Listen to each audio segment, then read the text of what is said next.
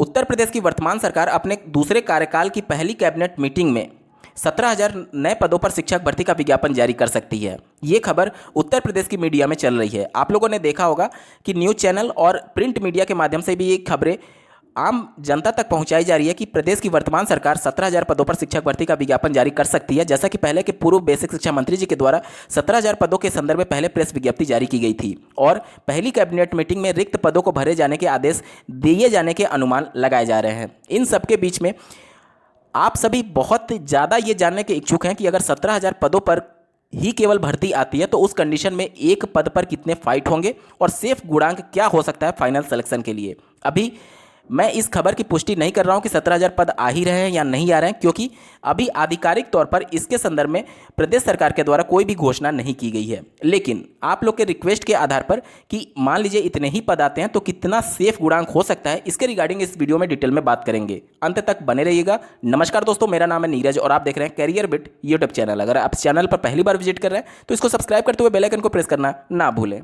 उत्तर प्रदेश में आने वाली प्राथमिक स्तर की शिक्षक भर्ती में कम से कम 7,20,000 अभ्यर्थी आवेदन करने वाले हैं। अब आपके मन में ये प्रश्न आएगा कि ये डेटा कहाँ से आया, तो इसके रिगार्डिंग एक डिटेल वीडियो मैंने बना रखा है जिसमें डिटेल में मैंने समझा रखा है कि आने वाली शिक्षक भर्ती में कौन कौन से अभ्यर्थी और कितनी संख्या में अभ्यर्थी सम्मिलित होने वाले हैं और टोटल नंबर ऑफ कैंडिडेट कितनी हो सकती है।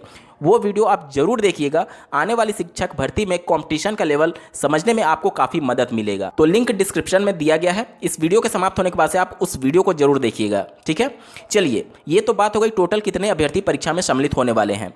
अब अगर हम लोग एक सीट पर फाइट करने वाले अभ्यर्थियों की संख्या निकाल दें तो इसमें मैं 17,000 से भाग दे देता हूं, यानी कुल पदों की संख्या।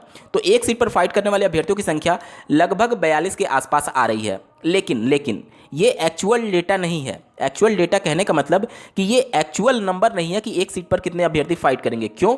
क्योंकि शिक्षा मित्र से आप कभी फाइट कर ही नहीं पाएंगे आने वाली शिक्षक भर्ती में, क्योंकि उनको प्रत्येक वर्ष के एक्सपीरियंस के आधार पर 2.5 अंक और टोटल 25 अंक का गुणांक दिया जा रहा है। जब उनका एकेडमिक गुणांक भले ही कितना कम क्यों ना हो, भले ही वह सुपर टेट की परीक्षा में बिल्कुल बॉर्डर पर क्यों ना हो, लेकिन जब 25 अंक का अतिरिक्त गुणांक जोड़ा जाएगा तो वो आपसे कहीं आगे निकल जाएंगे और मेरिट में टॉप पर होंगे। तो कहने का मतलब कि एक्चुअल फाइट शिक्षा मित्र के साथ है ही नहीं। एक्चुअल फाइट नॉर्मल बीएड और बीटीसी कंप्लीट कर चुके अभ्यर्थियों के बीच में है।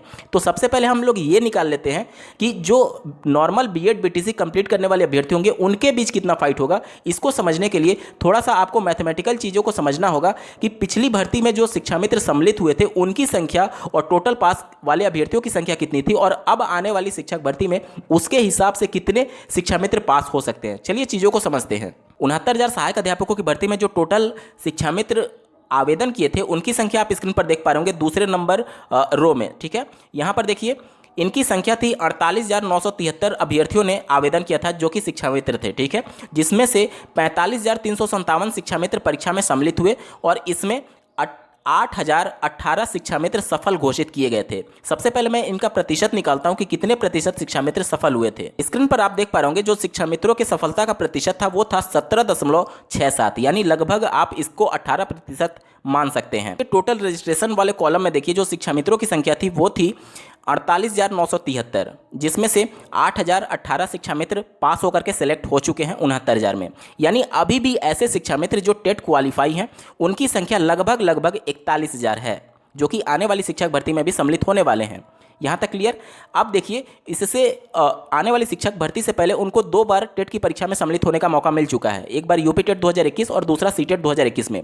तो ये मान करके चलिए कि और कुछ ज़्यादा संख्या में शिक्षा मित्र टेट क्वालिफाई कर चुके होंगे जो कि इस संख्या से इतर हैं, यानी आने वाली शिक्षक भर्ती में सम्मिलित होंगे, लेकिन इस संख्या में वो उनको जोड़ा नहीं गया है क्योंकि उस समय वो टेट क्वालिफाई नहीं थे। लेकिन चूंकि अब 2 मौके मिल चुके हैं तो निश्चित तौर पर वो कुछ और संख्या बढ़ गई होगी। ऐसे शिक्षा मित्रों की संख्या में बहुत कम, मात्र 9,000 मान रहा हूं, ठीक है। तो 41,000 पहले की संख्या बची हुई है इनकी और 9,000 ये मिला करके लगभग 50,000 शिक्षा मित्र आने वाली शिक्षक भर्ती में सम्मिलित होंगे। अब देखिए जो 7,20,000 टोटल नंबर ऑफ कैंडिडेट आने वाली शिक्षक भर्ती में सम्मिलित होंगे, इसमें शिक्षा मित्र भी इंक्लूडेड थे जिनकी संख्या हम लोगों ने अभी देखा लगभग 50,000 हो सकती है। यानी कि नॉर्मल अभ्यर्थी यानी सामान्य बीएड बीटीसी वाले अभ्यर्थी जो आने वाली शिक्षक भर्ती में सम्मिलित होंगे उनकी संख्या होगी 6,70,000, ठीक है। 6,70,000 नॉर्मल बीएड बीटीसी वाले अभ्यर्थी सम्मिलित होंगे, इसमें शिक्षा मित्र शामिल नहीं है। यहाँ तक क्लियर? अब जो पिछला शिक्षा मित्रों का 69,000 शिक्षक भर्ती में सफलता का प्रतिशत था, आपने देखा लगभग 18% था।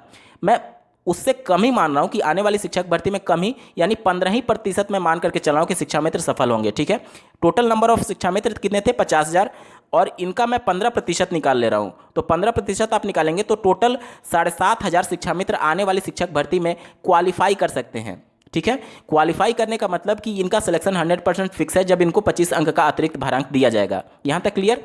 टोटल जो वैकेंसी है वो है 17,000। अब इस 17,000 में से 7,500 यानी 7,500 शिक्षा मित्र सेलेक्ट होते हैं, तो सीट जो बचती है नॉर्मल अभ्यर्थी के लिए, नॉर्मल बीएड बीटीसी के लिए, वो बचेगी 9,500। अब देखिए, जो नॉर्मल कैंडिडेट थे 6,70,000 जिनकी संख्या है, उसमें टोटल सीट से मैं भाग दे रहा हूँ 9,500, जिस पर बीएड बीटीसी फाइट करने वाले हैं। तो अब ये एक्चुअल फाइट है जो कि आपको करना होगा एक सीट के लिए, यानी एक सीट पर 70 अभ्यर्थी फाइट करने वाले हैं जो कि नॉर्मल बीएड और बीटीसी होंगे। इसके अलावा जो अलग से मैंने डेटा बताया था आपका 42, वो अगर आप शिक्षा मित्रों को मिला लेते हैं तब एक सीट पर फाइट करने वाले अभ्यर्थियों की संख्या है, लेकिन चूंकि शिक्षा मित्र केवल क्वालिफाई भी कर लेते हैं तो उनका सिलेक्शन फिक्स है। इस वजह से जो एक्चुअल फाइट है वो आप उनसे कर ही नहीं पाएंगे, नॉर्मल बीएड बीटीसी के बीच में ही आपको फाइट करना होगा। तो एक सीट पर फाइट करने वाले अभ्यर्थियों की संख्या लगभग 70 के आसपास हो सकती है, अगर पदों की संख्या मात्र 17,000 होती है। 17,000 पदों पर अगर भर्ती आती है तो ये अपने आप में एक विवाद होगा। क्यों? क्योंकि देखिए 17,000 पदों का अगर 40% अनरिजर्व कैटेगरी के लिए निकाला जाए तो इनकी संख्या आती है 6,800, और जबकि आपने देखा कि शिक्षा मित्रों का सिलेक्शन लगभग 7,500 के आसपास हो सकता है, तो अनरिजर्व की सभी सीटों पर शिक्षा मित्र ही ओवरलैपिंग करके आ जाएंगे। आपने 69,000 में देखा था कि ओवरलैपिंग हुई थी। ओबीसी, एससी, एसटी शिक्षा मित्र किसी भी कैटेगरी से संबंधित हो, अगर उनका कट ऑफ अनरिजर्व कैटेगरी से ज़्यादा था तो वो अनरिजर्व कैटेगरी में सेलेक्ट हुए थे। वही कंडीशन फिर होगा, और आप देख पा रहे होंगे कि अनरिजर्व की 6800 सीटें बन रही हैं और इसमें 7,500 शिक्षा मित्र ही क्वालिफाई हो रहे हैं, तो अनरिजर्व के लिए सीटें ही नहीं बचेगी। 69,000 सहायक अध्यापकों की भर्ती में अनरिजर्व की जो अंतिम गुणांक गया था वो 67.11 गया था, यानी 67.11। लेकिन आने वाली शिक्षक भर्ती में इतने कम गुणांक पर सिलेक्शन तो छोड़िए, आप उम्मीद और सोच भी नहीं सकते कि इतने गुणांक पर आपका सिलेक्शन होगा। क्यों? क्योंकि एक तो पहले वैकेंसीज काफ़ी कम हो जाएंगी, कहाँ 69,000 और कहाँ 17,000। दूसरा पॉइंट ये है कि जो 69,000 में अभ्यर्थी सम्मिलित हुए थे उनका जो पृष्ठभूमि था वो आने वाली शिक्षक भर्ती में सम्मिलित होने वाले अभ्यर्थियों के पृष्ठभूमि से काफ़ी अलग होगा। मैं बात कर रहा हूँ एकेडमिक गुणांक की। 69,000 में बीटीसी का जो बैच सम्मिलित हुआ था, अंतिम बैच, वो बीटीसी 2015 बैच था, और ये बैच के कैंडिडेट जब इंटर और हाई स्कूल पास किए होंगे उस समय मार्किंग का सिस्टम अलग था। लेकिन उसके बाद के जितने बैच आए हैं, 17 बैच से लेकर के अभी वर्तमान के जितने भी बैच हैं, चाहे आप बीएड की बात करें या फिर डीएलएड की बात करें, इसमें जो अभ्यर्थी आए हुए हैं, नए बच्चे जो आए हुए हैं, उनका जब आप इंटरमीडिएट और हाई स्कूल का पृष्ठभूमि देखेंगे तो वो उन अभ्यर्थियों से अलग है, क्योंकि 30 अंक का प्रत्येक सब्जेक्ट में प्रैक्टिकल जोड़ा गया, बदलाव किए गए, जिसकी वजह से अब अभ्यर्थियों का एकेडमिक गुणांक में काफ़ी उछाल होने लगा है। पहले के अभ्यर्थियों का जो एकेडमिक गुणांक 26-27 एवरेज होता था, अब के अभ्यर्थियों का जो एकेडमिक गुणांक है वो 30 से 31 एवरेज है। मैक्सिमम कैंडिडेट का 30 से 31 के बीच में है। ठीक है, तो अब आप 67.11 पर अंतिम सिलेक्शन नहीं मान सकते। एक अनुमान के अनुसार, कई बार मैं आप लोग के बीच में सर्वे करता हूं, तो ऐसे अभ्यर्थी भी हैं जिनका एकेडमिक गुणांक 36 से 37 के बीच में है। 40 में 36-37 एकेडमिक गुणांक बहुत ज़्यादा मायने रखता है, तो इस हिसाब से ऑटोमेटिक जो गुणांक होगा वो ऊपर जाने वाला है। ठीक है, चलिए, अगर एवरेज मैं ये मान करके चल रहा हूँ कि एक अभ्यर्थी जिसका एकेडमिक गुणांक 33 है, ठीक है, तो उसके लिए जो गुणांक फाइनल बनेगा, मान लीजिए कि इसका एकेडमिक गुणांक 33 है और इसने सुपर टेट की परीक्षा में 108 अंक हासिल कर लिया। ठीक है, 108 अंक का मैं प्रतिशत निकाल देता हूं और फिर इसका 60% निकाल देता हूं, तो 60% निकालने के बाद से इसका जो फाइनल गुणांक बनेगा वो बनेगा 76.2। ठीक है, अब इतने से कम एकेडमिक गुणांक पर आप उम्मीद छोड़ दीजिए कि आपका सिलेक्शन होने वाला है। ये अनरिजर्व कैटेगरी की मैं बात बता रहा हूँ।